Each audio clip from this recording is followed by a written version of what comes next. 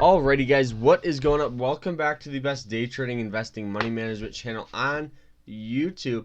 If you guys are new to the team and you guys subscribe, I can either send you a free trading it book, or I can, for the first 10 people who message me, I will enroll you in my day trading course. 100% free, you just got to send me your email. But today's episode is brought to us by Trade Ideas. We love Trade Ideas. Trade Ideas is the best day trading scanner available to use. So use code MVP15 to get 15% off all products on Trade Ideas. You can scan the entire market within milliseconds, and you can get in and out of trades before a lot of traders even know what stock to look at. So all of that will be down below. Probably with maybe the first or second link here. But today's episode, we're going to be talking about how to read stock charts and pretty much how to get going doing that. So we're looking at Apple stock, AAPL. So up in the top left here, you can really, add, get rid of. We're going to put in forward. You can put in anything. So this is really how you navigate to look at different stocks. But looking at the stock here, you guys can see that it's a candlestick chart. Now, candlestick charts are really one of the best stock charts that you can get, especially for day traders, just because of all the information that's offered on them. So looking at this chart, we can look at these moving average lines, and really what they do is they act as support, resistance, and they help determine the trend. So as you guys can see, we have a nice upward trend here, and it just tends to clarify everything, just to draw out a lot of confusion. But each candlestick here represents really 5 things, okay? Now the first thing, it represents a period of time. Now as you guys can see, this represents 1 minute. So during the 60 seconds, this is where the stock really went, because when people are buying and selling the stock price fluctuates. You don't have one just continuing stock price and then a minute later it moves. You have this buying and selling pressure, which caused the pretty much the demand for the stock to go up and down. That causes the price to go up and down. So each candlestick represents 4 pieces of information. Let's zoom in a little bit here. So let's just look at this one right here. So this one right here, there is the high. So we can see the high for this candlestick is at $204.87. So we can mark that out here. Whoops. Boom, right there. And then it offers the low. So the low right here is just the lowest point on the stock. And this is at $204.34. So looking at this stock here, it looks like, whoa, it's not even, there it goes. So looking at this stock here, it looks like there's almost a 50-cent spread for each minute. And as if that's a penny stock, that's going to be a significant spread, and stay away. But since the price on this stock is so much, it really doesn't matter, I guess.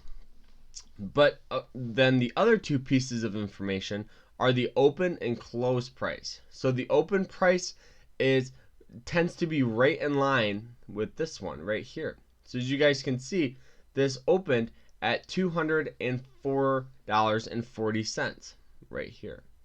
Now it closed at this point right here. So it closed at $204.61. So it's a super simple thing to really understand. And now you might be saying, well, okay, it offers 4 pieces of information. What can I do with those information? What can I do with this information? Now, this helps you really get the best value when you buy. So if you understand that this stock closed, if let's say we were watching it on this candle, we saw it closed here at 204.61.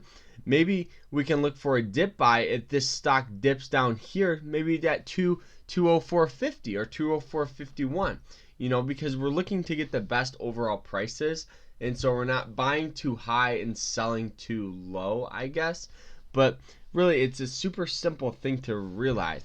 Now you might be saying, well, Carter, this isn't patterns. Well, patterns are really anything more than like 3 candlesticks. So 3 candlesticks right in a row is a pretty much a pattern. Now each candlestick could do really 2 or 3 different things. It can go up, can go down, or consolidate. Now during this time you can look at a number of different studies to help get an overall trend. So as you guys can see, we have some consolidation zone, but we still have an upward trend on the moving average lines. So it still would be a decent buy if you're a trend type of trader.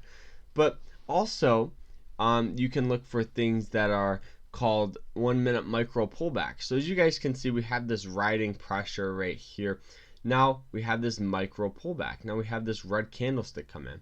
Now this candlestick really just was a selling pressure, as you guys can see, and it continued to ride up. So a lot of people would want to get entries right here and setting their stop below the previous green, so it's just a big thing. But reading charts are one of the most important things that you can do. And a lot of stock charts they're broken down very, very simple and easy to read. So often you'll have the price points right here, you'll have the volume coming here.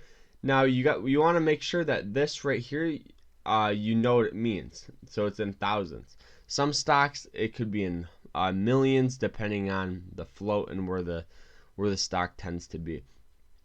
Now often the stock chart is really broke up by pre-market, during hours, and after hours. So during the not the hours of the market, it's in a gray type field. So when you're looking at it, you can realize it's after hours or pre-market.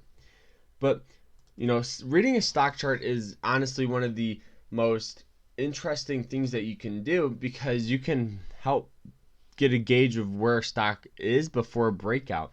You can look at resistance. So as you guys can see, there's a nice resistance at 206.22. So this stock is going to have a harder time breaking above that than anywhere else on the chart.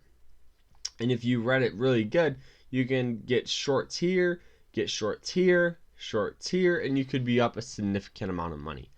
But reading stock charts, very, very important. Each candlestick, don't forget, represents pretty much 5 pieces of information. The time. Now you can change the time right here. If let's say we want to change it to the 5 minute. So now each candlestick represents 5 minutes. Now often when you increase the time, the spread increases, and so on and so on. A lot of traders are looking at the smaller time frames, like the 1 minute, 5 minute, and maybe the 30 minute or an hour. And a lot of the investors look at the weekly, yearly, and 3 years. So you just got to pick what you want to do, study it, learn it, and start looking at pattern recognition, and you can start getting in trades. But that is it, though. I hope you guys enjoyed this episode. Remember to always stay happy, stay positive. We'll see you guys tomorrow in another episode. Take care, peace out, and I hope you guys have a fantastic week.